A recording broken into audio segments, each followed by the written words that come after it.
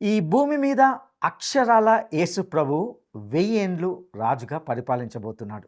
ఇది వాస్తవం. అయితే ఈ పరిపాలన ఎలా ఉండబోతుంది? అందులో ఎవరు ఉంటారు? ఈ విషయాలను చర్చిద్దాం.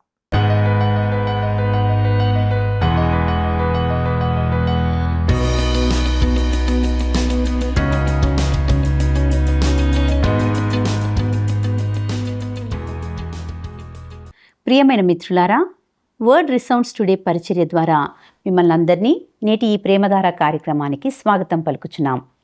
మీరందరూ దినదినము దేవునిలో ఎదుగుతూ దేవుని పరిచర్యకు మరియు ఇతరులకు ఆశీర్వాదకరంగా ఉన్నారని తలస్తున్నాం. గత కొన్ని రోజులుగా మనము యెహెజ్కేలు గ్రంథ అధ్యయనాల ద్వారా లోతైన ఆధ్యాత్మిక సత్యాలను నేర్చుకుంటున్నాం. నేటి ఈ కార్యక్రమంలో పునర్నిర్మించబడిన ఆలయము మరియు ప్రభు యొక్క మహిమ తిరిగి రావడమును గూర్చిన విషయాలను తెలుసుకుంటాం. ఇక కార్యక్రమాన్ని వీక్షిద్దామా?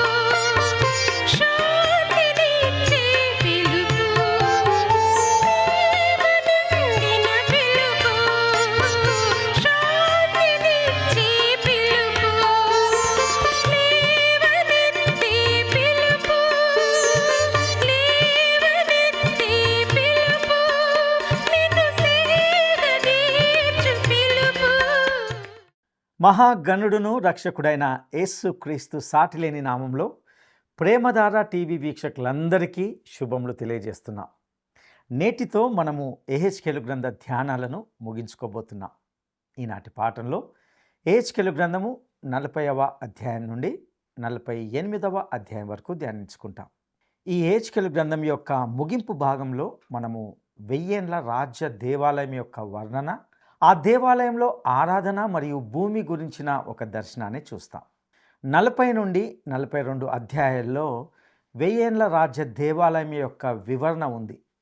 ఇది 1000 ఏండ్ల రాజ్య దేవాలయం కాబట్టి నేను దాన్ని చూడాలని మరియు బహుశా లోపలికి వెళ్ళాలని అనుకుంటున్నాను. కానీ నేను అక్కడ ఆరాధించాలని అనుకోవడం లేదు. ఈ దేవాలయము ఈ భూమిపై ఉంటుంది, కానీ నేను ప్రకటన గ్రంథము 21వ అధ్యాయంలో వివరించబడిన నూతన యెరూషలేములో ఉండబోతున్నాను. అదే ఒక విశ్వాసికి శాశ్వతమైన చిరునామాగా ఉంటుంది. ఒక విశ్వాసిగా మీరు ఎవరికైనా మీ శాశ్వత చిరునామాను ఇవ్వాలని అనుకుంటే, మీరు ఏ వీధిలో ఉంటారో నాకు తెలియదు, కానీ నాకు ఏ పట్టణంలో ఉంటామో తెలుసు. విశ్వాసి యొక్క శాశ్వత చిరునామా నూతన యెరూషలేము అవుతుంది. ఈ పట్టణం గురించి యోహాను మనకు ప్రకటన గ్రంథము 21వ అధ్యాయము 22వ వచనంలో ఒక విషయం చెప్పాడు. దానిలో దేవాలయమును నాకు కనబడలేదు, సర్వాధికారి అయిన దేవుడగు ప్రభువును గొర్రెపిల్లయు దానికి దేవాలయమై ఉన్నారు. అందువల్ల సంఘం ఒక దేవాలయం లేని ప్రదేశంలో ఉంటుంది. మనకు అది అవసరం లేదు, కానీ భూమి మీద కనీసం 1000 ఏండ్ల రాజ్య కాలం పాటు ఒక దేవాలయం ఉంటుంది. నాకు అక్కడ దేవాలయం ఉండకపోవడం బాగా నచ్చింది. ఎందుకంటే నిజంగా చెప్పాలంటే నేను ఎప్పుడూ ఆచారాలను ఎక్కువగా అనుసరించేవాడిని కాదు. నూతన యెరూషలేము యొక్క దేవాలయంగా దేవుడగు ప్రభువును మరియు గొర్రెపిల్లతో కలిసి ఉండడం నాకు ఆనందంగా ఉంటుంది. మనం వారితో ఉంటాం మరియు అది ఎంత అద్భుతంగా ఉంటుందో నేను ఊహించలేను. యెహెజ్కేలు గ్రంథంలో ఒక నిర్దిష్ట పురోగతి మరియు అభివృద్ధిని మనం చూసాం. శత్రువు అణచివేయబడిన తర్వాత ఇశ్రాయేలు 1000 ఏండ్ల రాజ్యంలోనికి ప్రవేశిస్తుంది.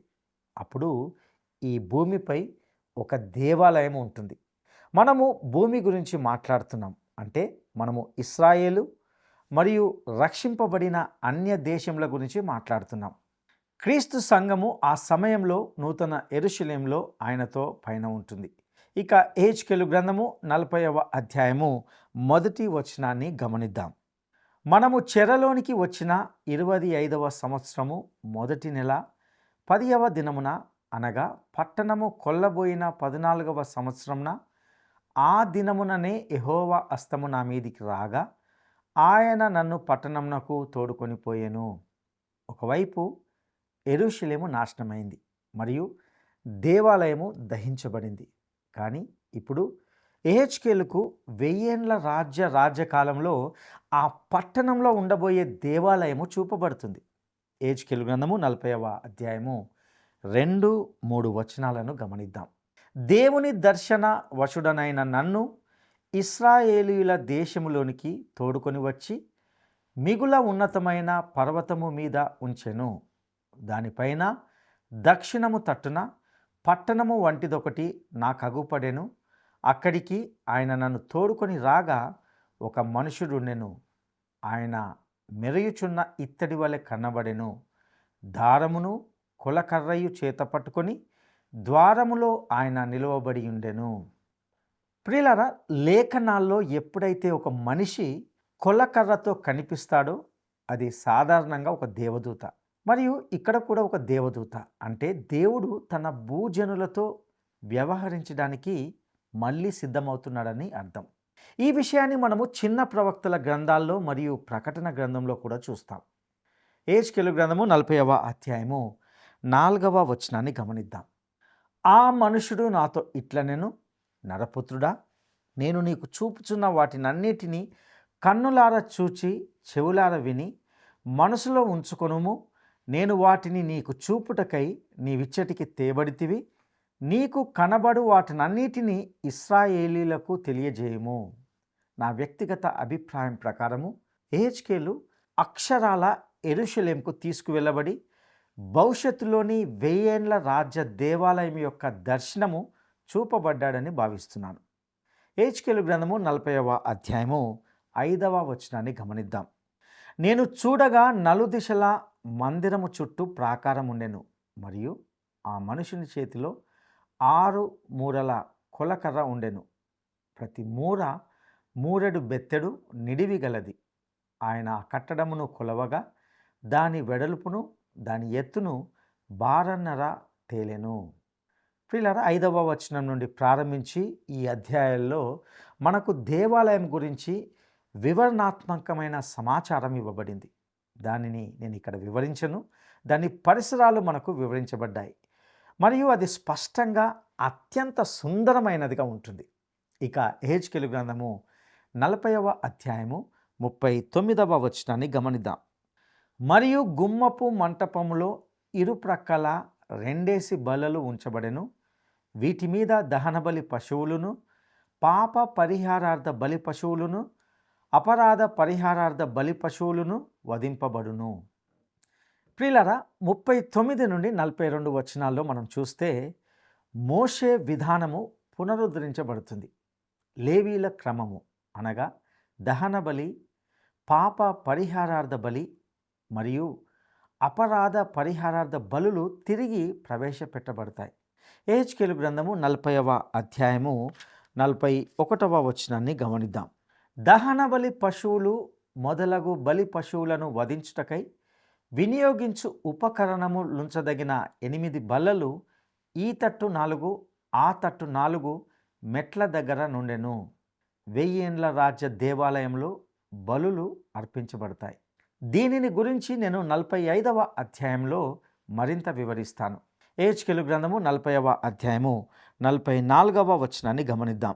లోపటి గుమ్మము బయట లోపటి ఆవరణంలో ఉత్తరపు గుమ్మము దగ్గర నుండి దక్షిణముగా చూచునొకటియు, తూర్పు గుమ్మము దగ్గర నుండి ఉత్తరముగా చూచునొకటియు 2 గదులుండెను. ప్రియులారా, దేవాలయంలో సంగీతము మరియు గాయకులు కూడా ఉంటారు. ఇక యెహెజ్కేలు గ్రంథము 40వ అధ్యాయము 47వ వచనాన్ని గమనిద్దాం. అతడు ఆ ఆవరణమును కొలువగా నిడివియు వెడల్పును 100 మూరలై చచ్చౌకముగా ఉండెను. మందిరమునకు ఎదురుగా బలిపీఠములు ఉంచబడెను.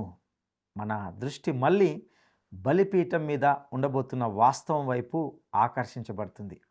యెరూషలేములోని హోలీ ల్యాండ్ హోటల్లో హేరోదు మరియు ప్రభు అయిన యేసు కాలంలోని పట్టణం యొక్క చిన్న నమూనా ఉంది. వాస్తవానికి అది చాలా పెద్ద మోడల్.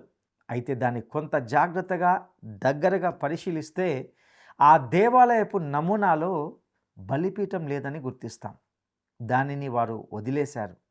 సాంప్రదాయిక యూదులు బలిపీఠం వల్ల కొంచెం ఇబ్బంది పడతారు మరియు ఉదారవాదంతో నిండిన యూదులు దానిని పూర్తిగా తొలగించాలని అనుకుంటారు. అయితే వాస్తవం ఏంటంటే 1000 ఏండ్ల రాజ్య దేవాలయంలో ఒక బలిపీఠం ఉంటుంది. ఇక 43 నుండి 46 అధ్యాయాలు 1000 ఏండ్ల రాజ్య దేవాలయంలోని ఆరాధనను వివరిస్తాయి. మనము 1000 ఏండ్ల రాజ్య దేవాలయాన్ని పరిశీలిస్తున్నప్పుడు సొలొమోను దేవాలయం యొక్క చివరి రోజుల్లో షెకీనా మహిమ అనగా దేవుని సన్నిధి లేదని గుర్తుంచుకోవాలి. అయితే ఇక్కడ 43వ అధ్యాయంలో ఆ మహిమ మళ్ళీ దేవాలయానికి తిరిగి వస్తుంది. 1000 ఏండ్ల రాజ్య దేవాలయంలో ఆరాధన జరుగుతున్నప్పుడు ఇశ్రాయేలు ఆరాధిస్తున్న వ్యక్తి ఇప్పుడు దేవాలయంలోనే ఉన్నాడు. స్వయంగా ఆయన ప్రభు అయిన యేసుక్రీస్తు తప్ప మరొకరు కాదు. ఇక యెహెజ్కేలు గ్రంథము 43వ అధ్యాయము మొదటి 2 వచనాలను గమనిద్దాం. తరువాత అతడు తూర్పు తట్టు చూచు గుమ్మమునకు నన్ను తోడుకొని రాగా ఇశ్రాయేలీయుల దేవుని ప్రభావము తూర్పు దిక్కున కనబడెను. దాని నుండి పుట్టిన ధ్వని విస్తార జలముల ధ్వని వలె వినబడెను. ఆయన ప్రకాశము చేత భూమి ప్రజ్వరిల్లెను. ప్రియులారా, దేవుని మహిమ తూర్పు నుండి వచ్చి దేవాలయాన్ని నింపుతుంది. ఇది క్రీస్తు భూమికి తిరిగి వచ్చిన సందర్భం మరియు ఆయన తనతో షెకీనా మహిమను తీసుకువస్తాడు. ఆయన సుమారు 2000 సంవత్సరాల క్రితము బెత్లెహేముకు వచ్చినప్పుడు ఆ మహిమ ఆయనతో లేదు. యెహెజ్కేలు గ్రంథము 43వ అధ్యాయము 4వ వచనాన్ని గమనిద్దాం. తూర్పు తట్టు చూచు గుమ్మపు మార్గమున యెహోవా తేజో మహిమ మందిరములోనికి ప్రవేశించెను. స్పష్టంగా ప్రభువు తూర్పు నుండి వస్తాడు. దీనిని మనము 44వ అధ్యాయంలో మళ్ళీ పరిశీలిస్తాం. యెహెజ్కేలు గ్రంథము 43వ అధ్యాయము 19వ వచనాన్ని గమనిద్దాం. ప్రభువగు యెహోవా సెలవిచ్చినదేమనగా, పరిచర్య చేయుటకై నా సన్నిధికి వచ్చు సాదోకు సంతానపు లేవీలగు యాజకులను పాప పరిహారార్థ బలి అర్పించుటకై కోడెను ఇయ్యవలెను. ప్రియులారా, ఈ భాగంలో మనము దేవాలయంలోని ఆరాధనను గురించి చర్చిస్తున్నాం. ఇక్కడ అర్పించబడే బలులు స్మారక స్వభావం కలిగి ఉంటాయి. ఇవి పాత నిబంధనలోని బలులు ఆయన బలిని సూచించిన ప్రకారంగా శిలువ మీద క్రీస్తు చేసిన కార్యాన్ని జ్ఞాపకం చేస్తాయి. ఈ విషయాన్ని 45వ అధ్యాయంలో మరిన్ని వివరాలతో చర్చిస్తాం. ఇక మనము 44వ అధ్యాయంలోకి వస్తున్నాం. ఈ 44వ అధ్యాయంలో తూర్పు గుమ్మము ద్వారా ఒక ప్రభువు పట్టణంలోకి ప్రవేశిస్తాడని యెహెజ్కేలుకు తెలియజేయబడింది. యెహెజ్కేలు గ్రంథము 44వ అధ్యాయము 1 నుండి 3 వచనాలను గమనిద్దాం. తూర్పు తట్టు చూచు పరిశుద్ధ స్థలం యొక్క బయటి గుమ్మపు మార్గమునకు అతడు నన్ను తోడుకొని రాగా ఆ గుమ్మము మూయబడి ఉండెను. అంతటా యెహోవా నాతో ఈ మాట సెలవిచ్చెను, ఇశ్రాయేలీయుల దేవుడైన యెహోవా ఈ గుమ్మము ద్వారా ప్రవేశించెను గనుక ఏ మానవుడును దాని ద్వారా ప్రవేశింపకుండునట్లు ఎన్నడును తీయబడకుండా అది మూయబడియే యుండును. అధిపతి అగువాడు తన ఆధిపత్యమును బట్టి యెహోవా సన్నిధిని ఆహారము భుజించినప్పుడు అతడచ్చట కూర్చుండును. అతడైతే మంటప మార్గముగా ప్రవేశించి మంటప మార్గముగా బయటికి పోవలెను.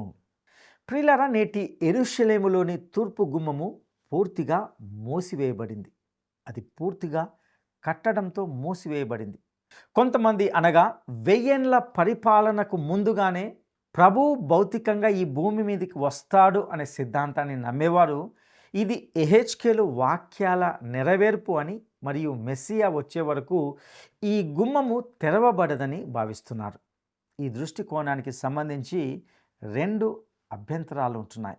మొదటిది, ఇక్కడ ప్రస్తావించబడిన అధిపతి ప్రభు అయిన యేసుక్రీస్తు కాదు. ఎహెచ్కేలు మనకు చెప్పిన ప్రకారము ఈ అధిపతి బలిని అర్పిస్తాడు మరియు దేవునికి ఆరాధన చేస్తాడు. అధ్యాయాలు 45, 46 అధ్యాయాల్లో ఈ విషయాలను గమనిస్తాం. కాబట్టి అతడు ప్రభు అయిన యేసు కాజాలడు. ప్రభు అయిన యేసు స్వయంగా దేవుడు మరియు ఆయన ఎప్పుడు బలిని అర్పించలేదు, అర్పించడు కూడా. నా యందు పాపం ఉన్నదని మీలో ఎవడు స్థాపించును అని ఆయన చెప్పగల స్థితిలో ఉన్నాడు. ఈ అధిపతి ప్రభు అయిన యేసు కాదు. నా వ్యక్తిగత అభిప్రాయం ప్రకారము ఈ అధిపతి దావీదు కావచ్చు. ఇది దావీదు కాదని అనేక మంది వ్యక్తులు అంగీకరించకపోయినప్పటికీ ఇది ప్రభు అయిన యేసు కాదని వారు ఏకగ్రీవంగా అంగీకరిస్తారు. వారిలో అనేక మంది ఇది దావీదు వంశంలోని మరొక వ్యక్తి అని భావిస్తారు. నా వ్యక్తిగత అభిప్రాయం ప్రకారము ఈ ప్రభువు దావీదే. నా రెండవ అభ్యంతరం ఏమిటంటే, ఇక్కడ ప్రస్తావించబడిన గుమ్మము పట్టణపు గుమ్మం కాదు, అది దేవాలయం యొక్క గుమ్మం. దేవాలయము ప్రస్తుతము అక్కడ లేనప్పటికీ ఈ సంఘటనలు జరగడానికి ముందు దేవాలయము నిర్మించబడాలి. మూయబడిన పట్టణపు గుమ్మానికి దీనితో ఎటువంటి సంబంధం లేదు. ఆయన బహుశా పట్టణం యొక్క ఆ తూర్పు గుమ్మం ద్వారా వస్తాడు. అది ప్రస్తుత గుమ్మమే కావచ్చు, లేదా ఆ ప్రాకారపు గోడ పడగొట్టబడి పూర్తిగా కొత్త గోడ మరియు గుమ్మము ఆ సమయానికి ముందే నిర్మించబడవచ్చు. ప్రస్తుతం ఉన్న గోడ క్రీస్తు కాలంలో ఉన్న గోడ కాదు, ఎహెచ్కేలు కాలంలో ఉన్న గోడ కూడా కాదు. ఈ 2 గోడలు చాలా కాలం క్రితమే నాశనమయ్యాయి అని మనం గుర్తుంచుకోవాలి. ఇక మనము 45వ అధ్యాయంలోకి వస్తుంటున్నాం. ఈ 40వ అధ్యాయము పస్కా పండుగ ఆచరింపబడుతుందని మనకు తెలియజేస్తుంది. ఎహెచ్కేలు గ్రంథము 45వ అధ్యాయము 18 నుండి 22వ వచనాల వరకు మనము గమనిద్దాం. ప్రభువగు యెహోవా సెలవిచ్చినది ఏమనగా, మొదటి నెల మొదటి దినమున నిర్దోషమైన కోడెను తీసుకొని పరిశుద్ధ స్థలము నిమిత్తము పాప పరిహారార్థ బలి అర్పింపవలెను. ఎట్లనగా, యాజకుడు పాప పరిహారార్థ బలి పశు రక్తము కొంచెము తీసి మందిరపు ద్వార బంధముల మీదను బలిపీఠపు చూరు 4 మూలల మీదను లోపటి ఆవరణపు వాకిటి ద్వార బంధముల మీదను ప్రోక్షింపవలెను. తెలియక తప్పిపోయిన వారిని విడిపించున్నట్లుగా మందిరమునకు ప్రాయశ్చిత్తం చేయుటకై నెల 7వ దినమందు అలాగు చేయవలెను. మొదటి నెల 14వ దినమున పస్కా పండుగ ఆచరింపవలెను. 7 దినములు దానిని ఆచరింపవలెను. అందులో పులియని ఆహారము తినవలెను. ఆ దినమున అధిపతి తనకును దేశమునకు చేరిన జనులందరికీ పాప పరిహారార్థ బలిగా ఒక ఎద్దును అర్పింపవలెను. ప్రియులారా, పస్కా నిశ్చయముగా క్రీస్తును సూచిస్తుంది. ఇంతేకాక క్రీస్తు అను మన పస్కా పశువు వధింపబడెను అని మనకు కొరింథీయులకు రాసిన మొదటి పత్రిక 5వ అధ్యాయము 7వ వచనం తెలియజేస్తుంది. ఇక్కడ ఒక ప్రధాన ప్రశ్నకు సమాధానం ఇవ్వాలి. పాత నిబంధనలోని అన్ని బలులు క్రీస్తులో నెరవేరినప్పటికీ 1000 ఏండ్ల రాజ్యంలో అవి ఎందుకు పునరుద్ధరించబడతాయి? ఇది 1000 ఏండ్ల రాజ్య పాలనను నమ్మనివారు, అనగా పూర్వ 1000 ఏండ్ల రాజ్య సిద్ధాంతానికి వ్యతిరేకంగా చేసే ప్రధానమైన వాదన. నేను వ్యక్తిగతంగా ఇక్కడ ఎటువంటి విరుద్ధత చూడలేదు. 1000 ఏండ్ల రాజ్యంలో అర్పించే బలులు మన కాలంలో ప్రభు బల్లలో పాల్గొంటున్నప్పుడు జ్ఞాపకం చేసుకున్నట్లే. క్రీస్తు రాకడ మరియు సిలువపై ఆయన మరణాన్ని స్మరించుకుంటాయి. అక్షరాల నేరుగా బలులు అర్పించాల్సిన అవసరం ఏమిటి అని మళ్ళీ ఎవరైనా అడగవచ్చు. నా ప్రియ మిత్రులారా, మానవుడు ఒక పాఠం నేర్చుకోవడంలో చాలా కష్టపడతాడు. క్రీస్తు యొక్క అక్షరాల కార్చబడిన రక్తము పరలోకంలో ఉంటుందని నేను నమ్ముతున్నాను. అది మనము బయటకు తీయబడిన భయంకరమైన గుంతను గూర్చి మనకు తెలియజేయడానికి అక్కడ ఉంటుంది. మనము పాపము నుండి, నరకం నుండి రక్షింపబడి పరలోకానికి వెళ్ళే మార్గము చాలా గొప్ప కార్యము. అది దేవుడు మాత్రమే చేయగలిగిన కార్యం. క్రీస్తు రక్తము పరలోకంలో ఉండి సంఘానికి ఈ విషయాన్ని గుర్తు చేస్తుంది. మరియు ఇశ్రాయేలు ప్రజలకు కూడా వారు ఎలా విమోచించబడ్డారో తెలియజేయడానికి భూమిపై మరల బలులు పునరుద్ధరించబడతాయి. ఇక 47 నుండి 48వ అధ్యాయంలోకి వస్తున్నాం. యెహెజ్కేలు గ్రంథము 47, 48 అధ్యాయాల్లో 1000 ఏండ్ల రాజ్య కాలంలో భూమి యొక్క స్వరూపం ఎలా ఉంటుందో వివరించబడింది. యెహెజ్కేలు గ్రంథము 47వ అధ్యాయము మొదటి 2 వచనాలను గమనిద్దాం. అతడు మందిరపు గుమ్మమునకు తోడుకొని వచ్చెను. మందిరము తూర్పు ముఖముగా ఉండెను.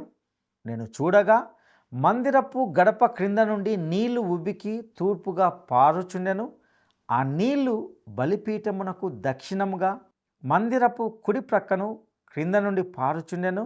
పిమ్మట ఆయన ఉత్తరపు గుమ్మపు మార్గముగా నన్ను నడిపించి చుట్టూ త్రిప్పి తూర్పునకు పోవు దారిని బయటి గుమ్మమునకు తోడుకొని వచ్చెను. నేను చూడగా అచ్చటి గుమ్మపు కుడి ప్రక్కను నీళ్లు ఉబికి పారుచుండెను. ప్రియులారా, ఇక్కడ మందిరపు గడప క్రింద నుండి నీళ్లు ఉబికి తూర్పుగా పారుచుండెను అంటే అవి బలిపీఠం నుండి వచ్చాయి.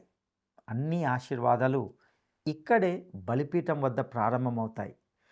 మనకు లభించే ప్రతి ఆశీర్వాదము క్రీస్తు యొక్క శిలువపై మరణం ద్వారానే వస్తుంది. ఇక్కడి నీరు పరిశుద్ధాత్మకు ఒక సాదృశ్యం లేదా గుర్తు. ఈ వాక్య భాగం నుండి అనేక ఆత్మీయ పాఠాలు మనం నేర్చుకోవచ్చు. యెహెజ్కేలు గ్రంథము 47వ అధ్యాయము 3వ వచనాన్ని గమనిద్దాం. ఒక మనుషుడు కొలనులు చేత పట్టుకొని తూర్పు మార్గమున బయలువెళ్ళి 1000 మూరలు కొలిచి ఆ నీళ్ల గుండా నన్ను నడిపింపగా నీళ్లు చీలమండ లోతులుండెను. ప్రియులారా, ఈ వచనంలోని నీళ్లు చీలమండ లోతు ఉండెను అనే మాట ఇది విశ్వాసి పరిశుద్ధాత్మలో నడుచుకునే జీవితాన్ని సూచిస్తుంది. యెహెజ్కేలు గ్రంథము 47వ అధ్యాయము 4వ వచనాన్ని గమనిద్దాం. ఆయన మరి 1000 మూరలు కొలిచి నీళ్ల గుండా నన్ను నడిపింపగా నీళ్లు మోకాళ్ళ లోతుండెను. ఇంకా ఆయన 1000 మూరలు కొలిచి నీళ్ల గుండా నన్ను నడిపింపగా నీళ్లు మొల లోతుండెను.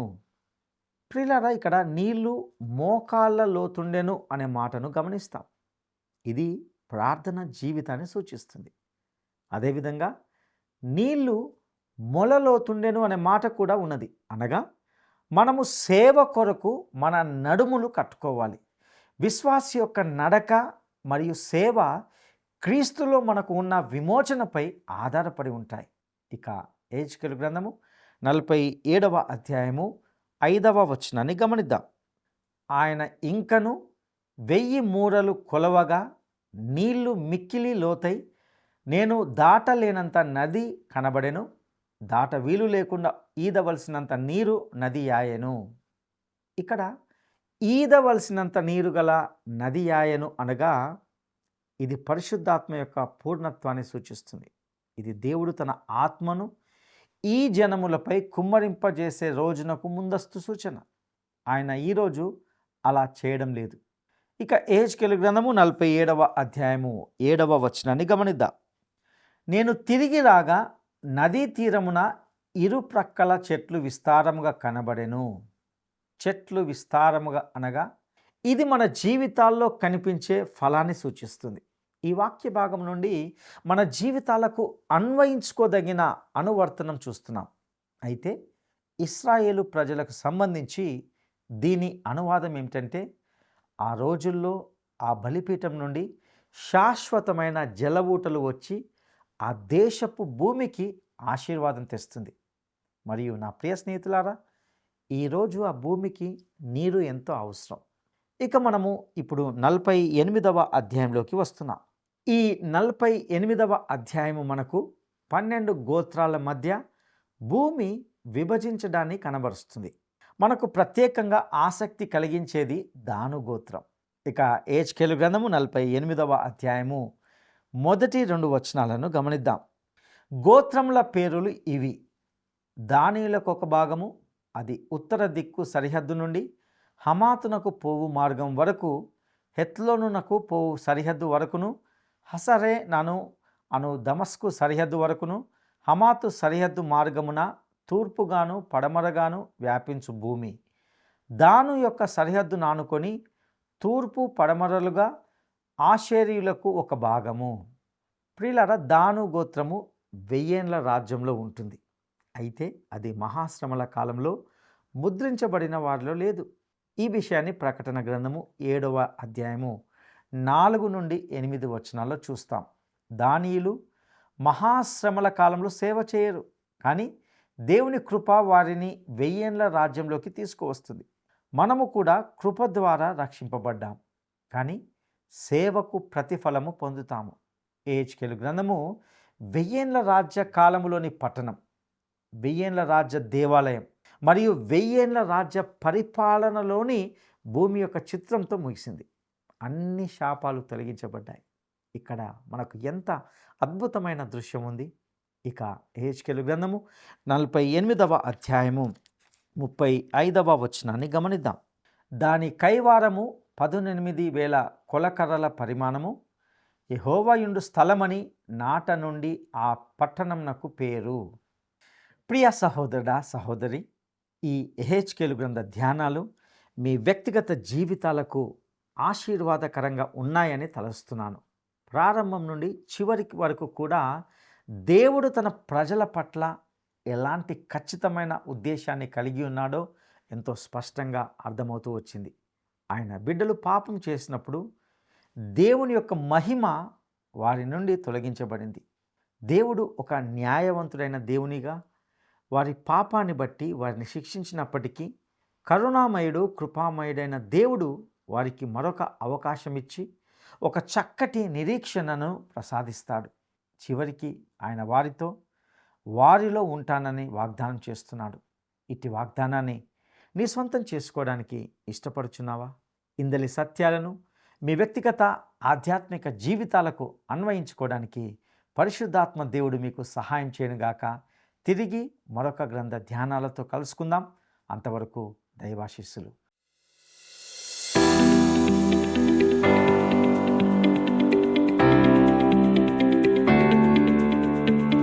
నీళ్లు చీలమండ లోతు ఉండెను అనే మాట దేనిని సూచిస్తుంది? నీళ్లు చీలమండ లోతు ఉండెను అనే మాట దేనిని సూచిస్తుంది? 1. విశ్వాసి పరిశుద్ధాత్మలో నడుచుకునే జీవితాన్ని. 2. విశ్వాసి యొక్క పరిపూర్ణ జీవితాన్ని. 3. విశ్వాసి యొక్క ప్రార్థనా జీవితాన్ని. ఈ ప్రశ్నకు సరైన జవాబును ఈ వాట్సాప్ నంబర్కు పంపండి. ఈ ఆధ్యాత్మిక సందేశాల ద్వారా దేవుడు మీతో వ్యక్తిగతంగా మాట్లాడుతున్నాడని, ఇందలి సత్యాలు మీ ఆధ్యాత్మిక జీవితాలకు దోహదకరంగా ఉన్నాయని తలస్తున్నాం. మీ అభిప్రాయాలు, సందేహాలు, ప్రార్థనా మనవులు మాతో పంచుకొనడానికి ఈ స్క్రీన్ మీద ఉన్న ఫోన్ నంబర్ ద్వారా మమ్మల్ని సంప్రదించగలరు. మేం మీ కొరకు క్రమంగా ప్రార్థిస్తాం. ఈ కార్యక్రమం మీకు నచ్చిందా? అయితే వెంటనే మిస్డ్ కాల్ ఇవ్వండి. బహుమతి పొందే విజేత మీరే కావచ్చు.